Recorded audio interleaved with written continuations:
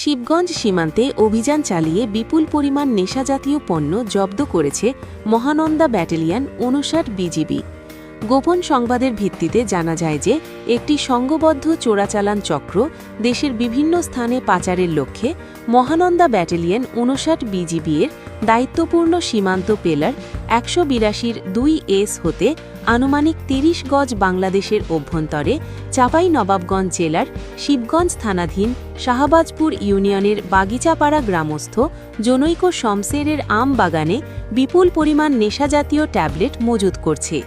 সেই তথ্যের ভিত্তিতে অদ্য ২৫ জানুয়ারি ২০২৬ তারিখ সকাল ৫টা ২০ ঘটিকায় আজমতপুর বিওপি হতে একটি বিশেষ টহল দল ওই এলাকায় অভিযান পরিচালনা করে এবং ৩,৪৯০ পিস ভারতীয় নেশাজাতীয় ট্যাবলেট টেনসিউইন এবং ৪৮ বোতল ফেন্সিডিলের বিকল্প ভারতীয় নেশাজাতীয় ইস্কাপ সিরাপ আটক করতে সক্ষম হয়। এ সময় চোরাকারবারিরা মালামাল ফেলে পালিয়ে গেলে এর সাথে জড়িত কাউকে আটক করা যায়নি।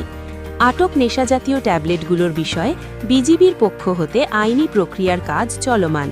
প্রসঙ্গত, এই ব্যাটালিয়ন বিগত ২ মাসে সীমান্তে অভিযান চালিয়ে এ যাবৎ ২২০০ বোতল ফেন্সিডিলের বিকল্প কয়েক ধরনের নেশাজাতীয় সিরাপ এবং ২৬,৩০০ পিস নেশাজাতীয় ট্যাবলেট আটক করেছে। এ ব্যাপারে মহানন্দা ব্যাটালিয়ন ৫৯ বিজিবি এর অধিনায়ক লেফটেন্যান্ট কর্নেল গোলাম কিবরিয়া বিজিবিএম বিজিওএম বিষয়টির সত্যতা নিশ্চিত করেছেন। তিনি বলেন, জাতির বৃহত্তর স্বার্থে সকল প্রকার মাদক চোরাচালান প্রতিরোধে বিজিবির সর্বাত্মক প্রচেষ্টা অব্যাহত রয়েছে, যা ভবিষ্যতেও চলমান থাকবে।